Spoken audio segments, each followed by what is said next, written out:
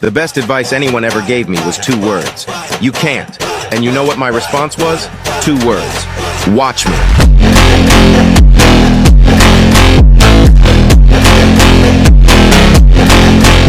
Hi, and welcome back. Thanks for giving us a try. We hope you enjoyed the first episode, and we appreciate you joining us here for our second episode. Hello, welcome back. Welcome. All right, so we now have discussed finding our why. So what's the next step, Phil? Well, let's talk a little bit about the different tools that are available to us, to start that journey and get ourselves underway, as well as maybe some of the myths along the way and maybe some more challenges that we can overcome. Sounds good. Let's get into it. All right, so let's talk about a few basics at home to help you start slow. Some people aren't always ready to jump right into a gym membership. They want to begin at home, build a little confidence, get themselves on track, and then maybe jump into that gym or consider hiring the services of a professionally certified personal trainer. Certainly we recommend that, and we say that because we've learned the hard way. If you're really serious about your goals, whether it be fat loss, whether it be strength and conditioning, whether it be bodybuilding, whatever it is, when you hire a certified professional trainer that really knows the business they're in, knows the conditioning and training you're looking for, and we recommend you interview them, you're going to get a great start and you'll get a great result.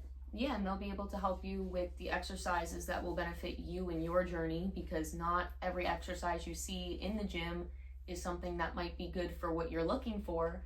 Just like, every coach has a different specialty. Some, specialize with fat loss, some specialize in bodybuilding contest prep, some do all of it. They'll be able to really help you decide what exercises to be doing and how many reps and the duration, and they'll be able to help you get started on that journey with a little smoother transition. And like we said, especially if you've had any kind of injuries, surgeries, things like that, you can do basic stuff on your own. You know your own level of comfort, what hurts, what's good pain versus what's bad pain.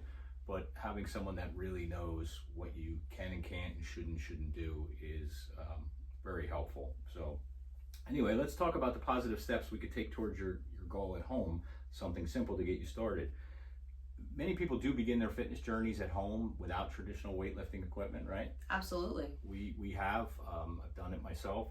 And we were just talking a little bit about how creative you can get with that. There's so many options. Yeah, especially, the biggest thing was COVID and all the gyms shutting down and everyone having to be at home. And I worked at that time at a group fitness class franchise, and we had to do everything from home. And a lot of our members didn't have dumbbells and resistance bands and, all of those things at home, punching bags. So we found... Improvise? Yeah, we found ways to get around it. We used gallons of water, detergent bottles. Most people have a backpack in their home or a bag of some sort. We told them to stuff it with various household items and then put it on their back and do some squats. And, we just made it work with what we had. Push-ups, anything. Sure. What are some of the exercises that you can do with the with the water gallons or the detergent bottles or whatever you want to use, soup cans? You can do anything from, a front squat to hammer curls, overhead press, Bulgarian split squats. Oof. Yeah, not our favorite. Walking lunges. You really can get pretty creative and do just about most exercises with, simple household items. And you walk by so many things in your house without even thinking about it from the perspective of, how this can be a part of your fitness journey, as silly as it sounds, but just your stairs. You may walk up and down your flight of stairs, or your front stairs coming into your house, or your stairs on your deck to take your dogs in and out dozens of times a day, and not even think that, hey, in addition to walking these stairs, I can do exercises. One of the ones we talk about are calf raises. A lot of times I'll do it myself, even after a workout. I'll have a leg day and maybe I feel I didn't get enough repetitions or something in. I'll come home and I'll stand on the bottom step, use the railing for balance, and I'll do, sets of 40 or 50 calf raises until you get the burn throughout your calves and you're really working them. I was just going to say, you don't really think about it But once you start doing them, you realize that even with your body weight, you really do feel that burn. And sometimes you're even sitting there, you're like, I don't think I could do 1 or 2 more. And it's about what you put into it. You know, you might do 10 reps and say, well, you know, I didn't really feel anything. You do 50 reps, you're going to start feeling it. So it's not always about the weight. It's about the time under tension for the muscles that are going to create and generate that growth. You know, in the same theory, you walk into your garage or your basement or maybe your attic. We are fortunate to have a walk-up attic with exposed beams, and you look up and you don't think at any time that this could be something you're going to use in your workout. But even going back to being a kid, when I'd work out with my neighbor, we would use his second level deck, and a lot of times we would use the support beams from there to do things like pull-ups or hanging abdominal crunches. And I do that now. I have part of my home gym is set up in my walk-up attic. I have it set up in 2 different places in the house. And we have the hanging straps from the rafters so that we can use those for abdominal crunches. We also have I took an old fence post from a chain link fence and I mounted it above the rafters so that we can use that as a pull-up bar in the attic. So it's just a matter of getting really creative. And, you know, everybody uses the internet, going online and looking some of this up. Other people have done it. Other people have tutorials on how to build these things. Yeah, we didn't invent it. You can find it anywhere, and it's really sometimes more simple than you think. Once you get started, you realize you could do so much, and really cost effectively too. And you know, these are all things that if you are on a bodybuilding journey, I don't want to leave that out, and we're going to continue to build through that. But these are starting steps for people that just don't know where to begin, but maybe have that dream or have that goal. And when we talk about exercises, I know, for instance, Danielle, with you living in in an apartment versus a house, space is an issue. So, you know, what are some of the things you do at home that help you to, fill in the gaps for those workouts or when you can't get to the gym? Well, it's as simple things like sit-ups, leg lifts, jumping jacks, a lot of the first responder testing type of exercises. I know that's something we touch on. Mm-hmm. So it's great for when you're training for a first responders, test. Those are all things that could be done at home. And just a little plug to my Fit page real quick. I also have an additional Fit page, which is Danny Nicole Fit on Instagram. We actually do a push-up challenge. Me and some other, big fitness influencers and people out there that just love to get active. And we go out and we just do 15 push-ups, and most of the times everybody's doing them in their house. Absolutely. So it's funny to see that,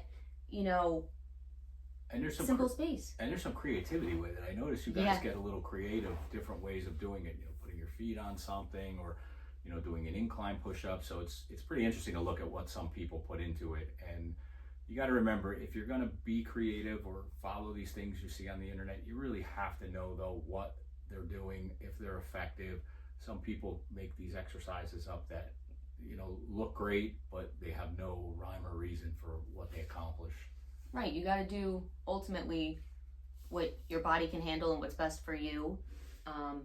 But, it's just proof that space is not always the biggest issue, because you're able to get simple exercises done at home or in an apartment. Takes the excuses away. It does. In reality, it does. That's what it does. And, these are just some basic ways to get yourself started, build your level of comfort and confidence, and then you can progress to the next level. Hopefully, like we said, getting out into the gym, learning a little more, gaining access to different equipment, and we're going to go through that here.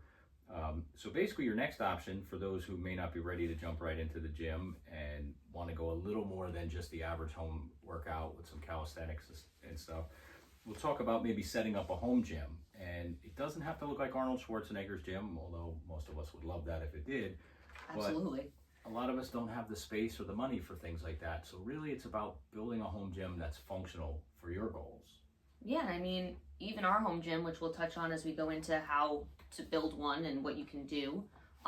Ours isn't very big. Ours isn't very fancy, but it's just what works for us, and it gets us those workouts where we wake up a little bit late or, just don't really feel like driving to the gym. We're able to get up, get it done, and it's effective. One of those guys that tries to look at opportunity, and one of the things I saw after COVID was everybody was buying gym equipment. And being a former gym owner and person who's been around working out my whole life, you start to recognize that most people aren't going to use that equipment. I mean, we all know it. Everybody's had the treadmill that becomes the clothes drying rack, or the stationary bike that becomes the clothes drying rack. So I had said to the family, I said, I think what I'm going to do in case there's ever any more lockdowns is try to develop a space in the house for a home gym. It's not that large, maybe 10 by 12, I think. We took a bedroom that was not being used anymore and we converted it. And I went on Facebook Marketplace and I started searching for gym equipment, and lo and behold, it was exactly as I had suspected.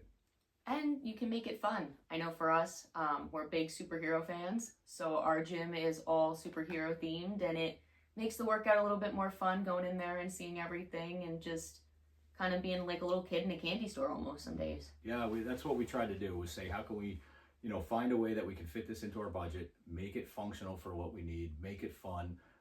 So as I mentioned, we jumped on Facebook Marketplace, we started doing our research, and it turned out that we were able to get some unbelievably high quality equipment for pennies on the dollar. And it really surprised me how many people were getting rid of it. And that's what I had heard from a lot of people, was either they bought it during COVID or just before COVID, or some even after COVID because they had been locked down and couldn't get to their gyms. And then as soon as the gyms opened up, they wanted the space back in their house, so they were getting rid of all this stuff. And we were very fortunate. I think in one instance, we got a commercial grade treadmill out of an unbelievably large multi-million-dollar home for $15. Yeah. And I kind of joked with the gentleman who was selling it, and I said, $15. I said, is this a typo? Did you mean maybe 150? Because I knew what the value of this was. But exactly as I had been saying, this was sitting in his home office. He worked from home, and it was kind of in the way. He wasn't using it. He wanted it out of there, and he said his wife told him he had to get something for it. So in the end, he said, just give me $15. And that treadmill's serviced us now for a couple of years, and it's still going strong. Yeah, and I mean, it's as simple as just getting some dumbbells. That's one of the, I think, the most versatile and functional pieces that you could have in your gym. And if you go on Facebook Marketplace and look up, workout dumbbells, there's so many options. So you can find what's best for you and, what works and what your space allows. And that's exactly what we did. In a 10 by 12 or so space, we knew we didn't have a lot of room, and we thought, how could we fill this with stuff that would give us the most versatility? And Danielle, as you mentioned, the dumbbells were one of the first things that came to mind, because you don't have a 6-foot or 7-foot barbell that's going to take up the whole room that you can't get around. And you can do a lot of those same exercises using dumbbells, whether it be squats, various types of squats. If you do front squats, you could do regular squats, Bulgarian squats. You just got to get creative with it. And then once you outgrow that particular weight, there are options to increase the tension with that without having to go buy more weights. Right. You can go on and look for, resistance bands. They usually come with, multiple types of resistance, some a little lighter, some a little bit stronger. And, you can use those. You can add them into your workouts. You can use the bands for certain leg workouts. Great for, the one I think back on all the time is like the glute kickbacks. I use them for that all the time. You could combine them with the dumbbells. Yeah. A lot of times we'll doing pressing exercises. We'll lay on the floor and do dumbbell presses. You don't even need a bench for those. And once you get to a point where maybe you've exhausted the weight that you have, you take one of the tension bands, you put it around your back in your hands, and you grab the dumbbells, and now you've just added additional tension to that. And if you don't think that's going to do it, trust me, give it a try. You'll realize quickly. And you can, up your reps. If 10 feels easy, go for 12, go for 15. It'll definitely start to feel, that tension and that burn, and give you a really good workout. And we do really stress the dumbbells because, again, in addition to the squats, I mean, we do a lot with them. We can do all kinds of presses, raises, rows, shoulder presses, chest presses, bent over rows, lateral raises. There's just, the variety goes on and on. And it can go even into curls, bicep curls, reverse curls, overhead tricep presses, kickbacks for triceps. I mean, there's an unlimited amount of exercises that you can use dumbbells for. And again, we've mentioned a lot of people start their fitness and bodybuilding journey, and then for whatever reason they give up. And in addition to getting some of these at low prices, we've had opportunities to get them for free because people just can't figure out or don't have a way to get them out of their house. So we have a few pieces of larger equipment down there that we've gotten for free. Stationary bike. We actually have a stair stepper, like a high quality stair stepper that we got for free. But one piece of advice I will give you is be careful when you're arranging these things. And I don't say that from a perspective of danger or concern. I say it more from the perspective of getting the equipment out of the house. You want to find out what kind of space this equipment is in before you decide to go take it out, because you might also need help getting it out and need to bring additional people along. So we've had some of those experiences as well. I've had friends join me on these these pickups, and I've talked them into helping me out. We get there, and some of these things are buried so far in the basement, and they're enormous pieces of equipment, and you just, no matter what you do, you're not getting some of them out of the house. We had one, we took it apart, we tried everything, the angles just didn't work, and it turns out it must have been that the house had some modifications done to it after the equipment had been there, and no one gave any thought to that. So we wound up having to put the equipment back together for the gentleman and leave it there. So just something to think about when you're venturing out to start building your home gym. But let's talk a little bit now. We talked about some of the things you can put in the gym, but let's talk a little bit about the benefits of the home gym.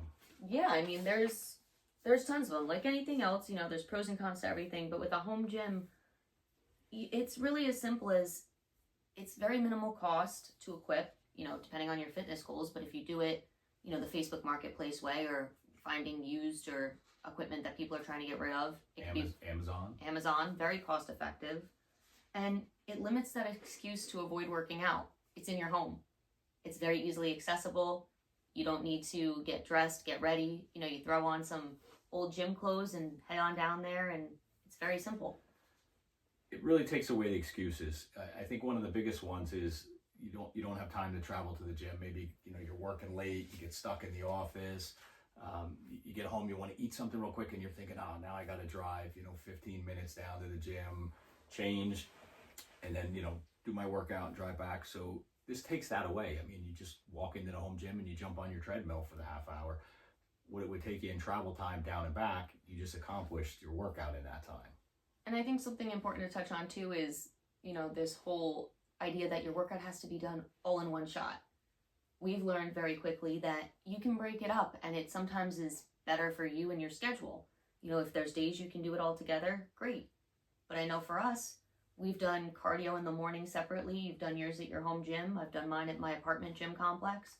And then we meet up at the end of the night for a workout at the gym. And that was one of the biggest benefits of getting the trainer when Rich came on board with us, and learning that the thinking that you have where everything has to be done, like Danielle's saying, if you can't finish your workout, you only have a half hour, but your workout takes an hour, and you can finish it later that night.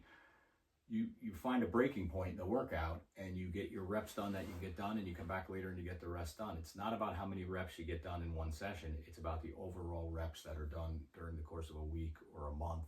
It's just a matter of maintaining that level. So again, that helps with that.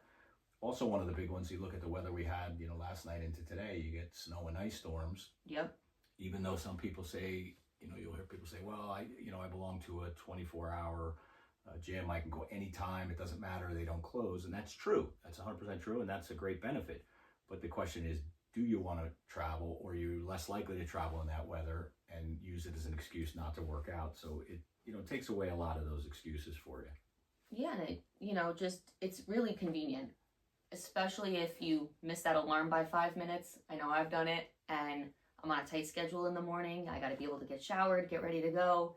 If I'm 5 minutes late, now I have to drive to the gym. Sometimes I'm like, is it worth going? You run out to your home gym, wherever you may have it, whether it be your garage or a room in your house. You hop on the treadmill and you get some of it done. Or you do half of that lift that you had scheduled, and do all the things that your home gym equips you to do, and save those other exercises for the gym later on. And I think what we're really trying to drive home here is whether you're the beginner that's just not ready to be in the gym, or you're a seasoned athlete who's in the gym all the time, very comfortable, these are just opportunities to fill the gaps and get you to where you need to be along your fitness journey and kind of take away the excuses. So this is just some thoughts we have on it, some things we've experienced and the benefits we've seen. So we just wanted to share that with you for you to think about. But now I think another huge portion of, a healthy lifestyle and fitness is adding in our nutrition. Because like we always hear from our coach, you can't outwork a bad diet. Right. You're never going to outwork a bad diet. And it's kind of important. I like to use the word nutrition plan as opposed to diet. It gets a bad rap. But when you're not sure what to do or where to begin, if your goal is fat loss at a minimum, just start out slow and begin in a caloric deficit. Cut your calories. People say, well, I don't know where to start. Well, I think in some ways we all know where to start. We need to give up those extra snacks or, maybe make some healthier choices, because we're going to talk a little bit about the hidden calories that you'll find in some things. But again, no matter how much you work out, you will never outwork a bad diet. So the key is very simple. The equation is very simple. You really just need to move more and eat less. Yeah. I mean, that's something I feel like I talk about often with my friends and, people at work or wherever I am is, oh, I worked out this morning, so I'm gonna get the lunch today, and then, it cancels it out. Well, it really doesn't cancel it out. It's you're eating what you worked off this morning, so you're right back to where you started in the beginning of the morning. And, being first responders, we've both experienced this, and this is part of what we like to talk about in the podcast too, is first responders and their fitness and health.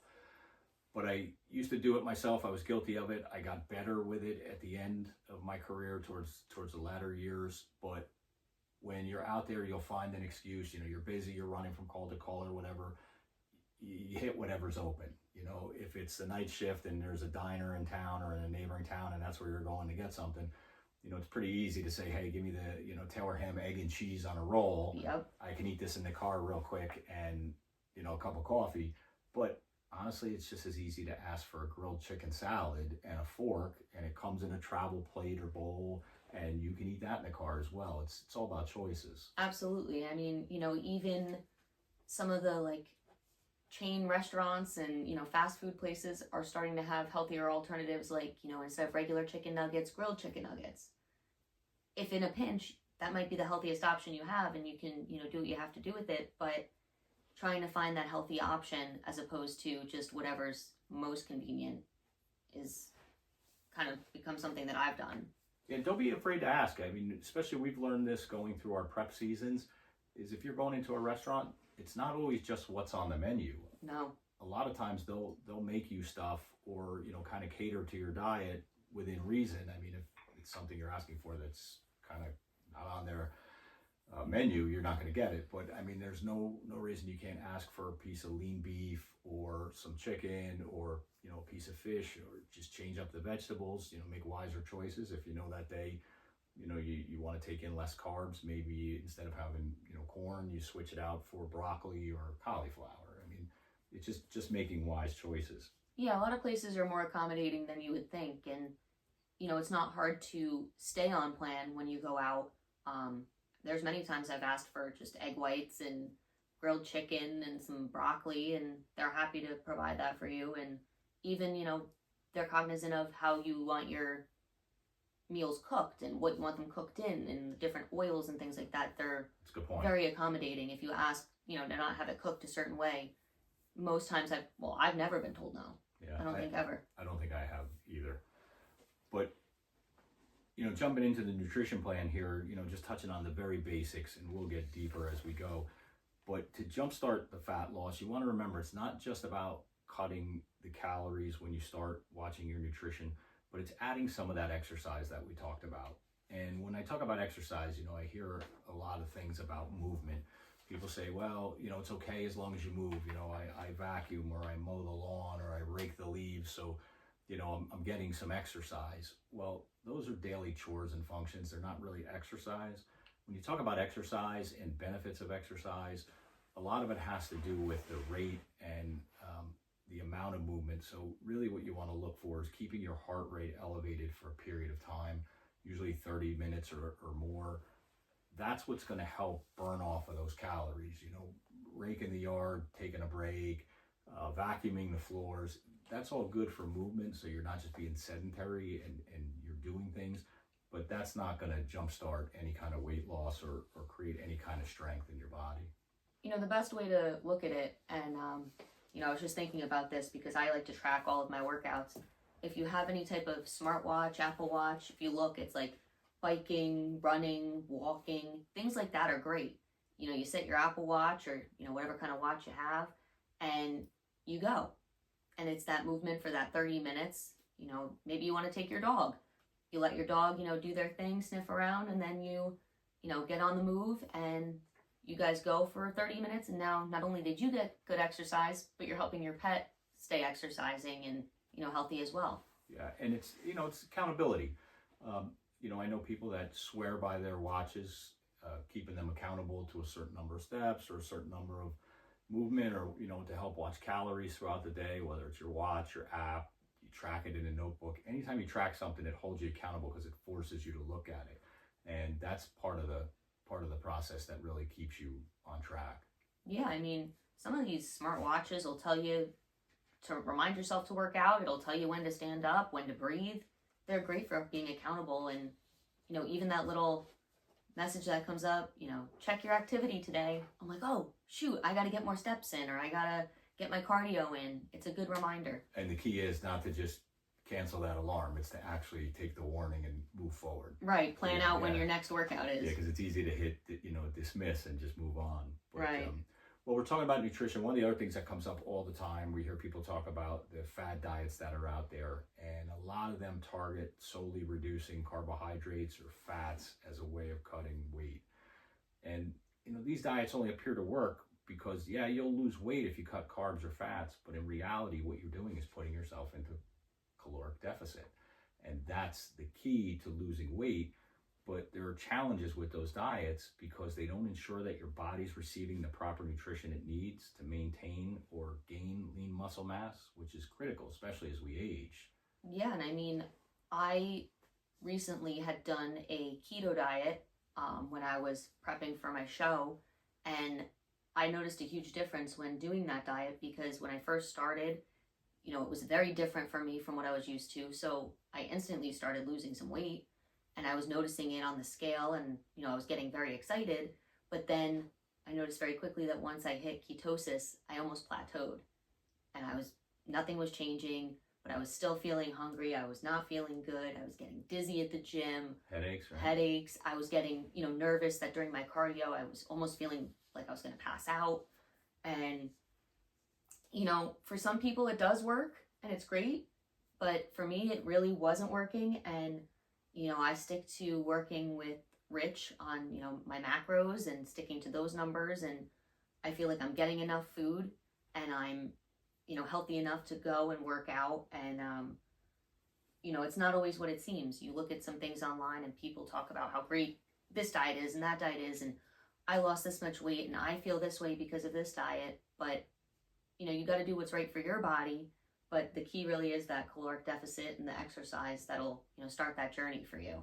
Absolutely. And like we said, I'm sure people will say, and I've had friends say it to me, they're like, well, I lost 20 pounds on keto, or I lost, 15 or 20 pounds on the Atkins diet, and they're all out there, South Beach, all that. And I don't agree or disagree that they can work for people in certain ways, but it all depends on what your goals are.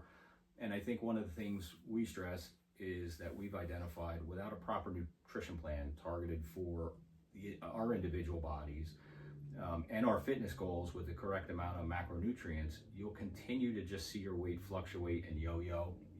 As you start to reintroduce carbs or reintroduce fats, it adjusts your body, and you're going to have all these different feelings, and the weight will come back on. So, just be aware of those things if you're going to look at some of those as options. It's better to keep it simple, as they say, and caloric deficit and more exercise. I'm sorry, go ahead. No, I wanted to ask you, I know one of the biggest things when it comes to nutrition, people will say that within 30 minutes of completing your workout, you need to consume protein. What are your thoughts on that one? That's a good one. I've heard that a lot myself over the years. You'll see the guys and girls at the gym running for the protein shaker, or running to buy the pre-mixed protein before they leave because they want to hit that 30-minute window. But I think right now they say the anabolic theory is still up for debate on that. It's encouraged to maintain a well-balanced diet and sufficient nutrient intake throughout the day, and you want to sustain. That'll help you to sustain and support muscle growth and recover effectively.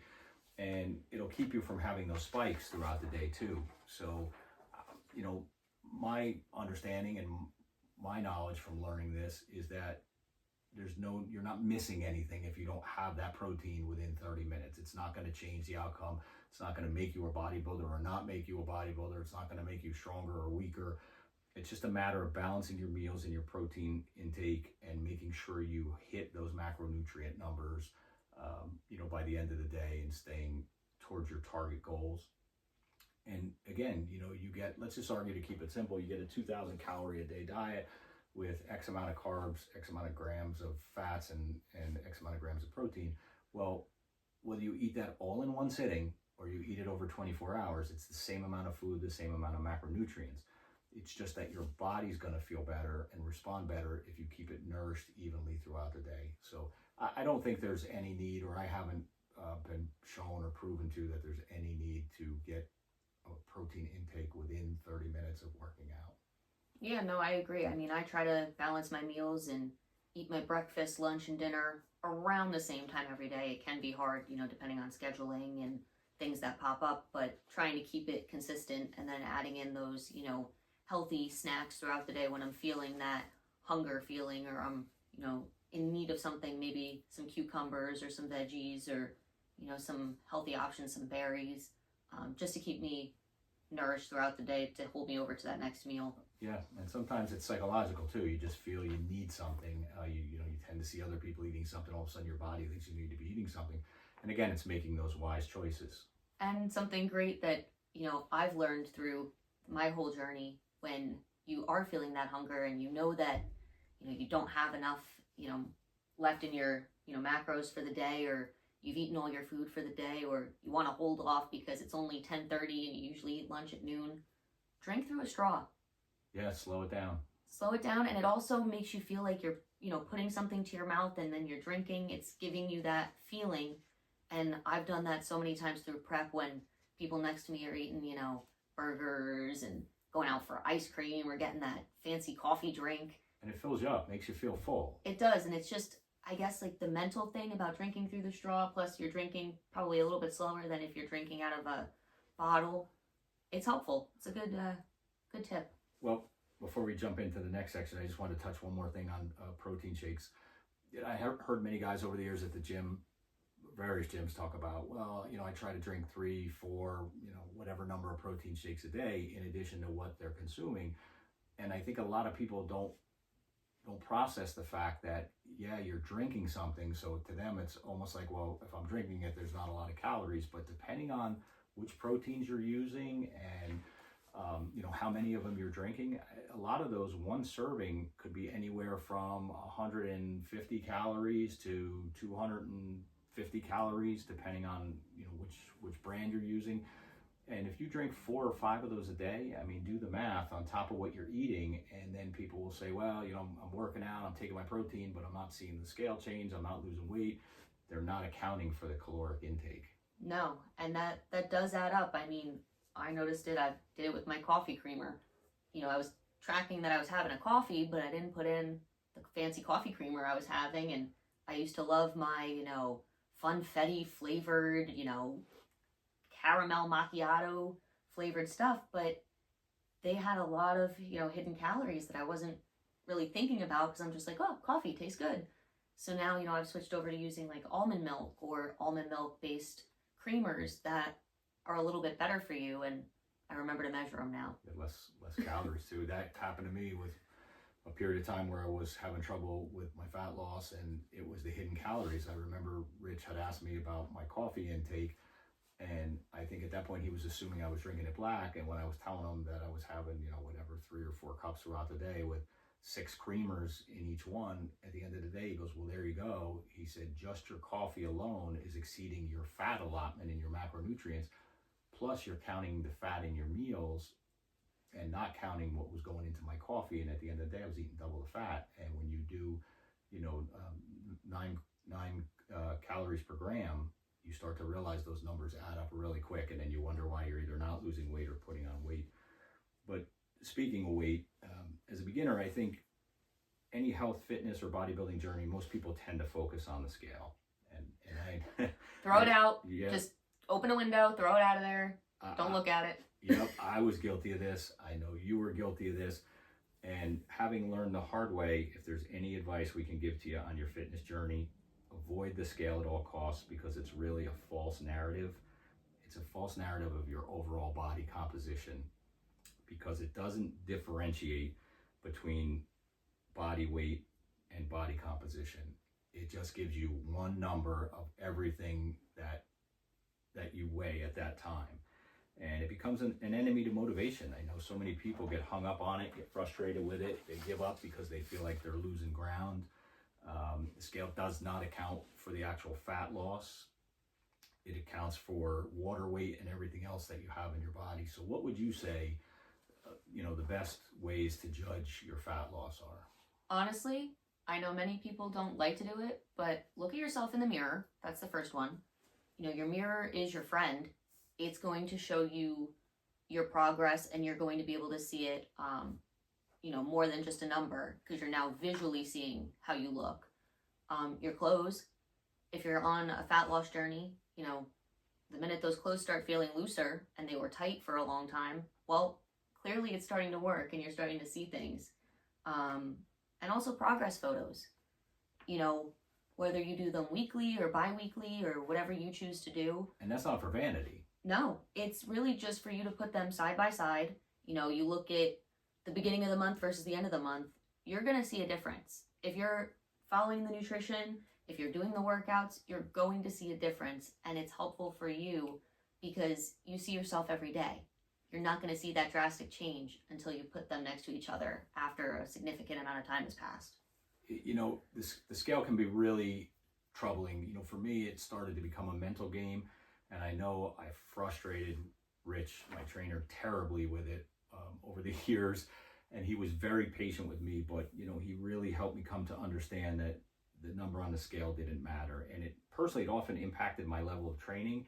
And it made me feel a lot of times unmotivated. I know there were a few times I called him and said, I'm done with this. I'm throwing my hands up in the air. And I was looking at myself in the mirror. I was recognizing that my clothes were fitting better and fitting differently. And I still wasn't seeing the number on the scale changing. And that's what we've been kind of conditioned to with regards to fat loss. But the scale, as we said, really talks about weight loss. And it wasn't moving quickly enough. And I just couldn't mentally get past it. But in the end, I wound up during that particular venture going from a 37-inch waistline down to a 29-inch waistline. But the scale wasn't reflecting it fast enough. And that was mentally a struggle. Yeah, and it could be the opposite for other people. Myself, I was going into college at probably a whopping 115, and I was skinny and scrawny, and I didn't want to be that way. I wanted to have muscle. I wanted to, look better and feel better. So I was the opposite. I was trying to put on the weight, and I was trying to build the muscle, and, I've now noticed that my clothes are starting to fit a little tighter, my shirts, in the arms and everything like that. And for me, that's exciting. And the clothes work in the reverse.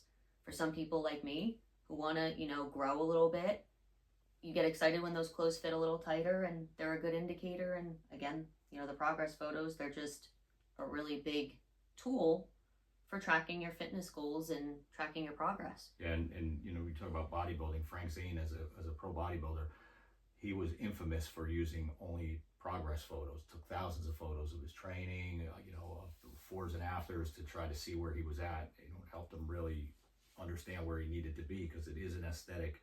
It's all about aesthetics and how you look in bodybuilding. And that's something that I think Rich kind of helped you to see, in these past couple of years, especially, I think it was this year, if I'm not mistaken. you know, he always said to you that you don't have a weight class for bodybuilding, and it is Right. all visual. And to help you kind of get that scale number out of your mind, what was the little experiment he had you do? Well, it was interesting. I could tell he is such a patient man, and he was really, helping me along the way and talking me through it. And then finally he said, I want to help you understand this. He said, I want you to do an experiment for me. And I said, okay. And he said, I want you to drink a certain amount of water throughout the day. We came up with that amount. He said, and then what I want you to do is between 4 p.m. and when you go to bed that night, so maybe around 11 o'clock, he said, I want you to drink another gallon of water. And we were watching what I was eating that day. We were following my macronutrients. I was watching my sodium intake and stuff. And he said, I want you to weigh yourself when you finish that last gallon of water before you go to bed. And then I want you to weigh yourself first thing in the morning when you get up before you do anything else. And I weighed myself that night, and I remember looking at the scale and watching the number go up like 10 pounds from where I was that morning before I started this process. And I was just like, what is he doing? I didn't understand, and I just knew that it felt like, I kind of felt bloated because I was drinking the water. It felt like I had gained all kinds of weight. And when I woke up the next morning and stood on the scale, the weight had gone down by 10 pounds in just those hours overnight. People don't realize how much, water weight can impact that scale number. And that really opened my eyes. And Rich used to say to me all the time, water in, water out, ebb and flow. Think of it like the ocean. You're going to take in water, it's going to go out. And there's a lot of things that are dependent on how much water your body holds and things we don't even think about. It's whatever you put in your mouth during the day. And I'm talking about everything from, the first thing that comes to mind for everybody is sodium, that I have a lot of sodium, but it's also any supplements you're taking, any medication you're taking. Many things can impact how much water our body retains and for how long it retains it. Sure. So that really helped me understand. I mean, since then, I don't think Rich and I have had any real issues with the scale. It really cleared my mind. I knew I didn't lose 10 pounds of fat overnight. And clearly, I didn't gain 10 pounds of fat in one day, because when you look at the number of calories it takes to put on a pound, you'd be sick before you could gain, 10 pounds of food. So he's really great that way in helping understand that. And I really got past that. So we're not suggesting that you never weigh yourself. Well, I might be.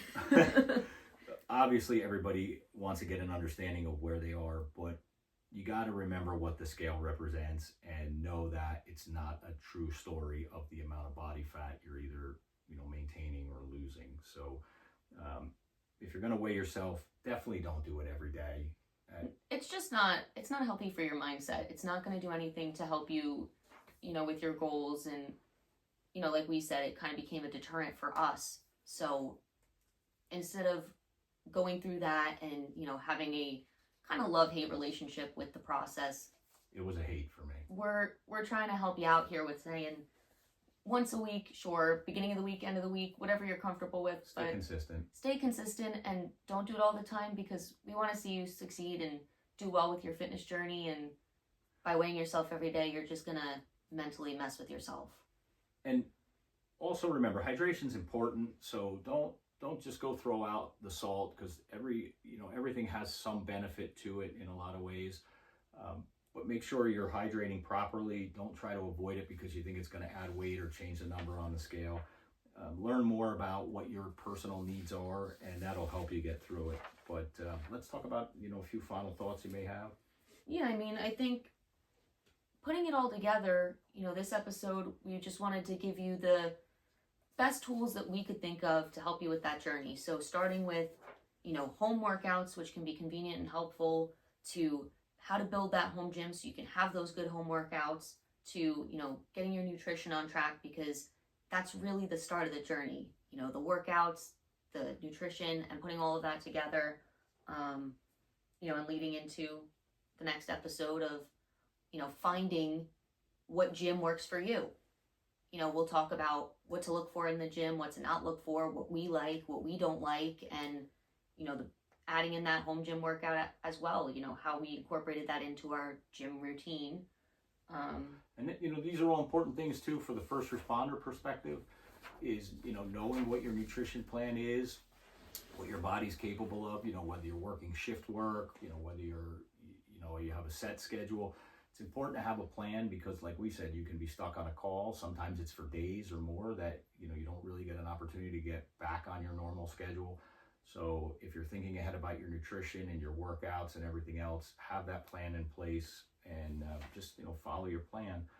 But touching back on the bodybuilding, again, for those of us who do compete or plan to compete, as Rich always says to us, before you step on that stage, remember, they don't ask you your body weight. They don't ask you your body fat. Bodybuilding is really all aesthetics and conditioning within specific age groups. I know that there are times when you can cross over. Yeah. But in reality, if you're looking to just compete at a certain age, whether it's masters like me, you're going to be among other masters athletes. But at no point do they ask you how much you weigh, what your body fat is, or any of that. It's all about appearance. So it's a visual sport. If you look good in your clothes, if you look good in your mirror, if you're looking good, based on what your coach is telling you and you're stage ready, then the number on that scale is not going to matter. And for those that are interested in, this bodybuilding journey, stick with us. We're trying to work through this process to help everyone. We want to help the beginners to those that are starting their bodybuilding journey, to those that have been in the journey for a while now and just maybe want to hear from someone else. And that's exactly it. We started very similarly to how we're talking here through the podcast. So we want to make sure everyone understands that was a part of our journey too. We didn't just jump right out there into a gym with a trainer. We learned the hard way, and we want to share that going forward. And we're going to get to those important parts about getting stage ready. We're going to get to the important parts about tanning and, the real deep nutrition and all of that stuff. But we want you to join us all the way from our journey about self-doubt, frustration, and everything we've gone to, all the way up to appearing on the iconic Mr. America stage. And I think everybody needs to remember, if we can do it, why not you? Why not you? Thank you for joining us, and we'll hope you join us again. See you soon. Bye.